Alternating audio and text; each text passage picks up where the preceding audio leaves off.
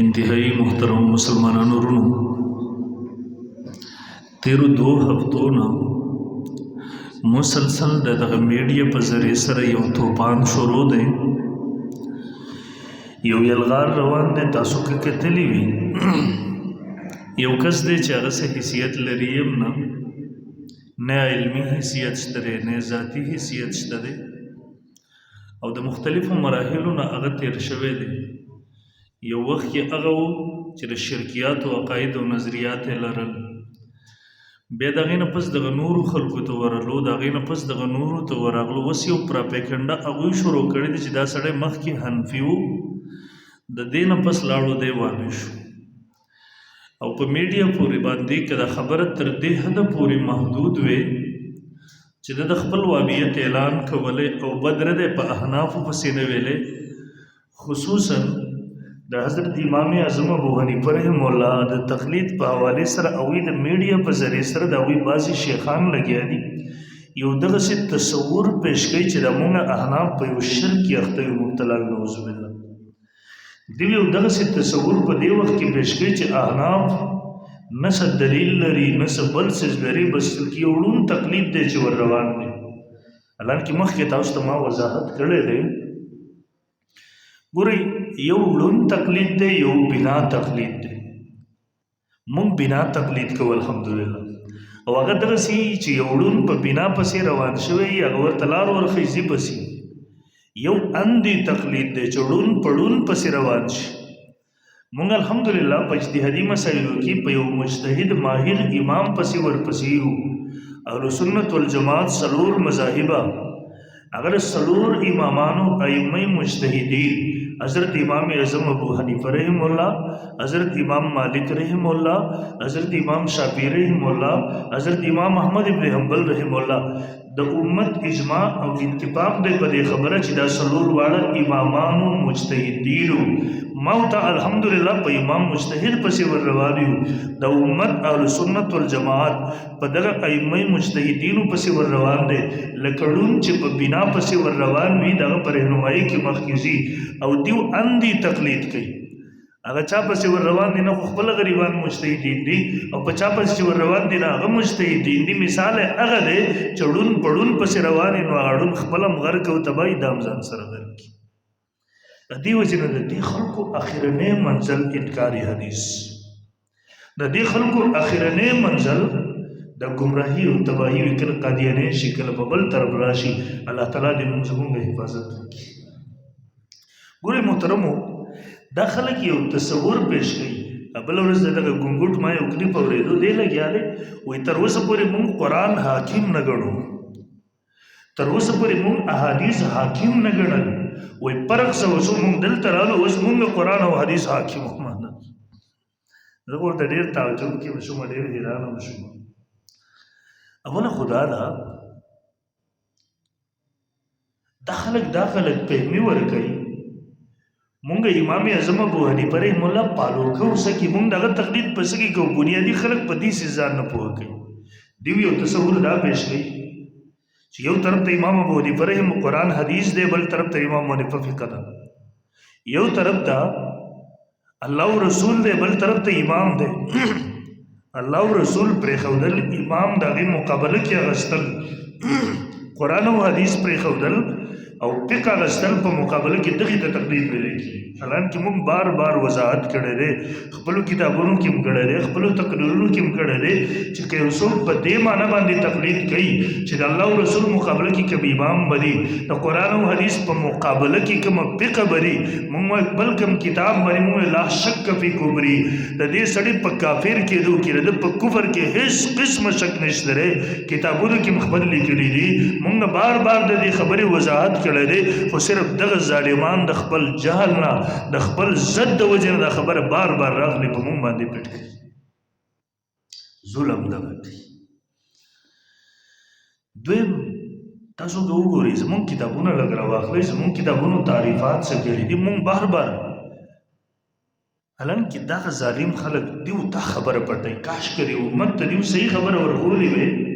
چې یو طرف ته امام ابو حنیفه رایې ده، بل طرف ته د دې دور د یو ملا رایې ده. او مولای څنګه مولا چې د فرض واجب تعریفات نه ورسي د پېښور د چې اولنی وابي راغلی دی دلته یو حنفي عالم کتاب لیکلی دی 2 جلدو کې سیف المقلدین پارسۍ کې دی هغه وایي د دې غریب حالت دا هر جمعه کې احنافو پسې امام هلکه تاسو له نور څه درځي که نه چلو ولاړ شي هغه کافران مسلمانان کوي او قسم د دې ته به حیران شي زمونږ د سپینه وړۍ کې 13 کال واقعه ده زمونږ احنافو قادیانیان مسلمانان کړل ما ته به خپله باندې هغه مولي صاحب ویل زه جلسې ته تللی وم پریشانه و انتهایي ما ورته ولې پریشانه یي ما ته ویله کوم قادیانیان چې مونږ راوستي دي مسلمانان کړي دي ویل هغوی مونږ ته وایي چې تاسو هغه نور خلک مونږ پسې راځي دغه وابیان چې ورته مونږ ځان تاریخ هغوی مونږ ته وایي چې تاسو د یو کفر نه بل کفر ته لاړئ مونږ نه خو چې قادیانیت کې وو مونږ کم از کم په دغو په خپل دین مطمئن وو اگر که به غلطه یو اوس دلته راغلو هغوی راته وایي تاسو غلط دین ته لاړئ د دې ظالمانو همیشه کوشش دی چې مسلمانانو په ذهنو کې وسوسې ور واچوي مشکلات پیدا کړي ځکه قرآن وایي من الجنة والناس پناه مونږ د چا نه غواړو هغه شیطان چې وسوسې ور اچوي د جناتو نه هم دي د انسانانو هم دي د مفسرین لیکي من الجنة والناس خاتمه په والناس باندې وړه کوم شیطانان چې د انسانانو په شکل کې دا ډېر خطرناک د دې وسوسې ډېرې خطرناکې دي تا د به کوم شکل کې راځي د وسوسو طریقې ته ده په تشویش کې اچول خلک نو بهرحال هغه مولوي صاحب عالم لیکلي دي زموږ حنفي عالم دی پېښور کې ډېره زمانه مخکې درج شوی وایي هره جمعه کې احنافو پسې بکواس او د علم حال یې دا و ویل ما یو 2 طالبان جمعه کې ورولېږل نو دا یو طالب پسې پاڅېدو ورته شیخ صاحب فرض څه ته وایي دا ورته فرض دې ته وایي چې رسول الله صلی الله علیه وسلم همیشه کړي وي کله پرېښي نه وي دا د دې غریب علم دی چې فرض دې ته وایي مولوي صاحب سنت څه ته وایي سنت دې ته وایي نبي علیه الصلاۃ والسلام کله کړی دی کله پرېښی دی بس دا سنت تعریف شو حالانکه سنت ما واظب علیه نبی علیه السلام په مواظبت کړی دی موږ ورته درې شرایط وایو کتابونه لیکلي دي خو بهرحال ویل بیا شروع شو وایي سنت هغې ته وایي چې نبي علیه الصلاۃ والسلام کله کړی دی کله پرېښی دی بیا شروع شو بعضې خلک سنت هم همیشه کوي همیشه هلکه کله کله پرېږده که نه چې پته لګېږي چې دا فرض نه دی سنت ویله بل طالب پسې پاس ورته ورته شیخ صاحب دا ګیره فرض ده که سنت ده ورته دا سنت ده نو شیخ صاحب تا خو چې پرېښي د همیشه یې پرېښي کله کله یې خروم که نه چې پته لګېږي چې دا سنت د فرض نه تا خو فرضیت درجې ته رسوي بیا ورته وایي شیخ صاحب دا نکاح فرض ده که سنت ده نو خو مختلف درجې دي خو دې خلکو دا سنت ده هغه ورته وایي ورته شیخ صاحب نو تا خو چې کله واده کړی دی ښځه همیشه ساتي کله کله یې پرېږدم که نه چې دا پته لګېږي چې دا فرض نه دی سنت ده نو تا د فرضیت درجې ته ولې رسول ویل مړه د دیو دا معرکه وشوه خپل کتاب کې لیکلي سیف المقلدین پارسۍ کې دی ویل بیا ما پسې د عالم مولي صاحب راغی ویل ما ته به ژړا شو مازدیګر د پېښور کې هغه وخت کې علما خو نه وو چېرته مشهور یو عالم تېر شوی دی یو قابل عالم مولانا صدیق صاحب ویل ما ته به ژړا شو چې ګوره په ډکه مجموعه کې تا زما ستا طالبانو زما بېعزتي وکړه ما ورته ظالمه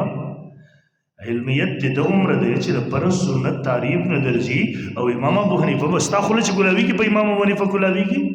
ستا خوله چې ګولاویږي په فقهاو ګولاویږي او دا د رسول الله صلی الله علیه وسلم پیشنګویي ده لعن آخر هذه الامه اولها د دې امت رستنی خلک به راپاسې په اولو باندې به درخید شروع کړي مړه بس دیو په قرآن نه پوهېده او دیو په حدیثو نه پوهېده او دیو په دې ذکر قرآن او ته چې راونیسې هر ګونګوډ بچی نه بیا قرآن پېژنې نه حدیث پېژنې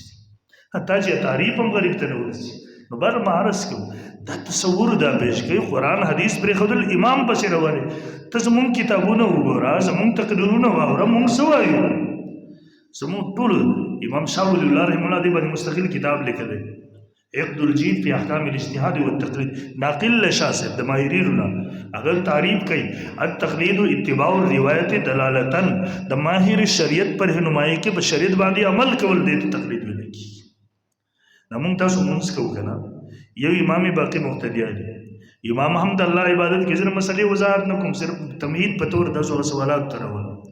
امام هم د الله عبادت کې مقتدیان هم د الله عبادت کوي امام هم سجده الله ته کوي مقتدیان هم سجده الله ته کوي فرق دا وي امام برای راست الله ته سجده لګوي مقتدیان د امام په اقتدا کې الله ته سجده لګوي امام برای راست د الله عبادت کې مقتدیان د امام پر رهنمایي اقتدا کې الله عبادت کوي دغه امام ابو حنیفه امام شافعي مالک احمد نه په قرآن سنت باندې عمل کوي الحمدلله مونږ په اجتهادي مسایلو کې د هغوی په اقتدا کې په قرآن سنت باندې عمل کوو اوس کې څوک راشي هغه وایي یاره د امام صاحب ډېر ښه سړی دی ګوره الله ته سجده لګوي د مقتدیان غټ مشرکان دي امام ته سجده لګوي نو ته به ورته وایې دلته پېښور کې 4 نمبر بسونه دي پاگلخانو ته ځي هغې کې کښېنه لاړ شه 2 کاله د خپلو دماغو علاج وکړه بیا راشه اوس دغه سړي زه به څه او دی غریب هم په خپل امام پسې بیا زمونږ کتابونو چې تقلید تعریفات کړي دي زمونږ څومره د اصولو کتاب ټول راوله خلاصه او حاصل دا دی التقلید اتباع الغیر علی ظن انه محق بلا نظر فی الدلیل یعنی د چا با دلیل خبره بغیر د مطالبه د دلیل نه منل په دې حسن ځوان سره چې د اهل حق نه دی د محققین نه دی د دلیل موافق به مترخی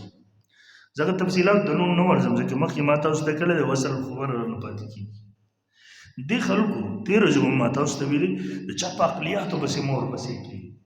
د چا په شکوک شبهاتو بسې مور بلکې اورې مر سره نن سبا اسلام باندې خلک اعتراضات کوي په قران باندې خلک اعتراضات کوي په حدیثو باندې خلک اعتراضات کوي په محمد رسول الله باندې حتی چې په خدای باندې خلک اعتراضات کوي مولانا بدرالدین میرټی رحم الله د مولانا نور شاه کشمیری نور الله مرقده ما ناس شاګردانو کې امام حنیفه رحم الله باندې یو مقاله لیکلې ده ډېر په دلسوز انداز کې او مقاله چې کله ختمه د موسی علیه السلام یو قول یې نقل کړی موسی علیه السلام ډېر جلالي طبیعت والا انسان سخت جلالي روایت کې راځي ملک الموت ورته راغی په انساني شکل کې دی ورته ملک الموت موسی علیه السلام ورته ښه سلا راغلی ورته روح قبض کولو ته راسې ګزارې و دا سترګې دې بهر راوایستله هغه الله تعالی ته راړو ویل دغسې چاته دې لېږلی وم چې کله ما ورته ویل چې روح قبض کولو زه په دا مخ باندې د سترګې رانه راوایستم یو ځل استسقا ته ووتو 3مه ورځ ده نو دا خو ډېر جلالي سړی و وایي الله تعالی زه راوځم او ته باران نه کوې نو جبریل علیه السلام راغی ویل الله تعالی فرمایي چې په دې کې یو نمام دی چغلخور نو دی جبریل ته وایي ته الله تعالی ته ووایه چې دا سړی ما ته لږ راوښیه چې دا څوک دی و خو جلالي سړی نو الله تعالی پسې بیا جبریل علیه السلام راغی ویل یو نمام د وجې نه ما باران بند کړی اوس ته غواړې چې زم نمام جوړ شم نو ورته ویل ښه څه وکړم ویل عمومي بیان وکړه په چغلخورۍ نو دی عمومي بیان شروع کړو نو کله چې یو عالم بیان کوي او د مرض بچا کی نو دی ټیک ورته زه چا ورښودلی سړی وروسته راغی موسی علیه السلام په لاس کېښودو بس وایي زه توبه وباسم د هغې نه پس الله تعالی باران رو بلکې د آدم علیه السلام سره چې د دې ملاقات وشو د ده ټول طبیعت جلالي و د آدم علیه السلام سره وایي تا هغه زمونږ نیکۍ چې ستا د وجې نه مونږ ټول الله د جنت نه راوویستو دلته یې راولېږي نو هغه ورته وایي چې کوم څیز الله 50,000 کاله مخکې لیکلی و تو په هغې ما ولې منعمت وکړي د دې منځ کې مناظره وشوله حدیث کې راځي موسی علیه السلام مې پړ کړو ورته خاموش شو دې مناظره کې مونږ ته امتحان کې د حدیث کې د سوال راغلی مو چې دا موسی علیه السلام آدم علیه السلام په تقدیر سره حجت ونیو نو سبا له به هغه خلک هم وایي چې الله مونږ خو کافر نو زمونږ څه ګناه او تا تقدیر لیکلي نو بیا مونږ ورته د وضاحتونه کوو چې یو خو تقدیر د علم الهي نوم دی د تدبیر الهي نوم نه دی لهذا دا قسمه سوالات کول په ضرورت دي او دویم دا ده آدم علیه السلام چې څه ته اشاره کوله هغه رب فیصله دا کړې وه انی جاعل فی الارض خلیفه نو آدم علیه السلام خو د جنت دپاره نو پیدا کړی چې اول له بل ته اوسېږي خو ځمکې دپاره یې خلیفه پیدا کړی نو چې د ځمکې دپاره یې خلیفه پیدا کړی نو هغه خو د هغې دپاره هسې بهانه وګرځېد نور خو مونږ الله دې دپاره پیدا کړي وو خامخا به راډي بهرحال خبره نه لرې ځي ویل موسی علیه السلام یو ځل الله ته وویله هغه خپله مقاله په دې ختموي یو ځل الله تعالی ته وویل یا الله ته د خلکو دا خولې ما نه ولې نه بندې دا ما پسې لګیا دي ځکه په موسی علیه السلام تهمتونه د زنا ولګول بله یې ولګو ظالمانو څه څه و چې هغه ته تکلیف ونه رسو ویل الله د خلکو دا خولې ته ما نه ولې نه اړوې جبریل علیه السلام راغی ویل الله تعالی وایي چې د خلکو خولې ما ځان نه دي اړولې نو تا نه یې ولې واړو نو خلکو الله تعالی پسې لګیا دي نو مولانا بدرعلم میرټی رحم الله لیکلي دي چې ګوره جواب ورته راغی دا خولې د الله تعالی نه دي بندې شوي دیو الله نه دی معاف کړی دیو رسول الله نه دی معاف کړی دیو انبیا نه دي معاف کړي دیو صحابه کرام نه دي معاف کړي امام ابو حنیفه رحم الله خو د هغوی نه ډېر لوی کشر ډېر وړوکی سړی نو بهرحال و یو طرف ته قرآن حدیث بل طرف ته فقه نو موږ وایو که څوک د قرآن حدیث په مقابله کې بل څه مني د کافر دی کاش کدیو صحیح خبره کړې وي چې یو طرف ته امام ابو حنیفه بل طرف ته دې د ورغه مولا چاله د فرض او سنت تعریفات نه ورسي دغه غریب علم د عمر دی او دغه غریب ایمان د عمر دی چې لږ تکلیف پې راغی دا اوس چې څوک په میډیا مخکې رسته کې لږ غربت پې راغلی و کور کې د یو ټایم روټۍ ورته نه وه دې نه هم شیخ جوړ کړو مالی ورپسر کړو هلته یې مخکې کړی هلته خپل ظالم اقرار هم کوي نو خو خپل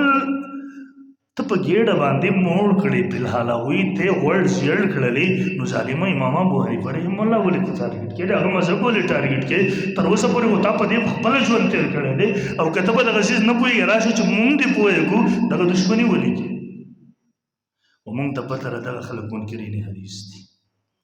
کاشکې دې خلکو ته دروغ نه ویلې کاشکې دیو ته ویلې وه یو طرف ته امام ابو حنیفه رایي بل طرف ته څوارلسمې صدۍ د ملا رایي چېرې 500 روپو دپاره ایمان خرڅوي اگر 500 روپو دپاره د یو ټایم ډوډۍ دپاره هغه خپل مذهب بدلوي کاشکې دیو ته دا ویلې وې یو طرف ته صحابه کرامو شاګرد دی د هغه سړي رایي ده چې د الله پیغمبر صلی الله علیه وسلم دغه پیشنګویي کوي لو کان الدین عند الثریا لو کان الایمان عند الثریا لو کان العلم عند الثریا لذهب به رجل من فارس او ټول وایي په اتفاق سره امام اعظم ابو حنیفه رحمه الله مصداق دی د بخاري مسلم کې دغه روایت موجود دی زه د نور کتابونو حواله نه درکوم او کاشکې دوی ته دا ویلي وی هغه امام اعظم ابو حنیفه رحمه الله کله چې وفات شو د ظلم خلاف چې کله ودرېدو په دا سره کوړۍ وخوړې په وینه ورنه په پوندو باندې و اخره کې زهر ورکو به زهر شهید کو او کله چې دفن کو عبدالله ابن مبارک د امام حنیفه رحمه الله شاګرد دی د امام بخاري رحمه الله استاد دی هغوی د 3 ورځو پورې د امام حنیفه رحمه الله په قبر باندې مرثیې ویل کېږي پته نه لګي دا جناتو که پته نه لګي دا فرشتې وي آسماني مخلوق راغلی و ویل اوږد اشعار وي د هغه اشعار نقل کوي د دغه دور یو مستجاب الدعوات بزرګ دی د هغه نه نقل کوي هغه وایي په هغه وخت کې عبدالله ابن مبارک رحمه الله زموږ تقریبا اکثرو کتابونو اشعار نقل کړ ډېر اوږده اشعار دي د امام حنیفه رحمه الله په باره کې وایي پته نه لګي چې دغه جنات وو که پته نه لګي دغه فرشتې وي اوښکې احساسولې د امام اعظم ابو حنیفه رحمه الله په جدایي باندې هغه د غم او درد اظهار کو یو طرف ته یو دغسې امام دی 15 لکه حدیثو حافظ دغه علم دغه تقوا دغه ور وجو مې تاسو ته ما بیان کړي او بل طرف ته مړه د دې دور یو مولا دی چې غریب کله سیلۍ ور باندې راشي اخوا ویسي کله دې خوا ویسي کله اخوا کله مشکلاتو نه ویریږي کله د لوږې نه ویریږي کله د غربت نه ویریږي کله د فقر و پاکو نه ویریږي دی د دغې دپاره مذهب بدل کړي سبا ته به ایمان هم پرېږدي علامه شافعي رحمه الله مسله لیکل چا ورنه تپوس وکړو یو سړی دی حنفي دی یو ځای کې رشته کوله جنۍ ته رشته ور ولېږه چونکې هغه جنۍ شافعي المسلک وه هغوی ورته قید ور ولېږه ویل ته به شافعي المسلک کېږي د لپاره دا جایز دی امام شافعي علامه شافعي رحمه الله ورته لیکي ټیک ده 4 واړه مذاهب حق دي خو زموږ خو نظریه دا ده چې امام اعظم ابو حنیفه رحمه الله مذهب راجح دی دا نور حق دي خو مرجوح دي دغسې هر یو مذهب والا د خپل مذهب په باره کې نظریه هم دغه لري علامه شافعي رحمه الله ورته لیکلي دي ویل دې سړي د ایمان خطره ده پته نه لګي ایمان به هم دته نصیب شي که نه شي ځکه د دنیا لپاره دوی سړي چې کوم څیز راجح ګڼو حق یې ګڼو هغه یې پرېښودو بل طرف ته لاړو بیا به داسې چاته ایمان څه نه شي نو زه هغه خلکو ته پیغام ورکوم چې نه د 15 روپو دپاره نه د خپل ګېډې د مړولو دپاره نه ځان ته د ځای کتو دپاره هغه مذهب پرېښودو د دې دور په هغه خلکو پسې روان شو چې د هغوی نه ماضي شته دی مستقبل شته دی دغه خلکو د ایمان شته دی دین شته دی ټول عمر په دې امت کې خارجیت خور کړی دی ټول عمر په دې امت کې بېدیني خوره کړې ده ټول عمر یې مسلمانانو په منځ کې شکوک شبهات خوره کړي دي هغه خلک دې روان دي ورپسې بهرحال محترمو مې زه به شکوک شبهات نن دا وایي ذکر مو تقریبا ټایم په ختمېدو دی انشاءالله شکوک شبهات به زه بلې جمعې ته ذکر کړم دې جمعه زمانه تمهید کې خبره لاړه ټایم ختم شو خو بهرحال دومره خبره د محترم ګورئ دنیا کې هر قسم حالات په انسان راځي تلک الایام نداولها بین الناس دنیا کې رچا باندې چې مشکلات راځي دا ته کله مخکې جمعه تاسو ته مې بیان پدې کړو د ټولو نه زیات امتحانات په انبیاء علیهم السلام راغلي دي په نیکانو خلکو باندې دا راځي په دې امتحان کې د دې وجې نه موږ یو مشر دغه سره زه ناست وم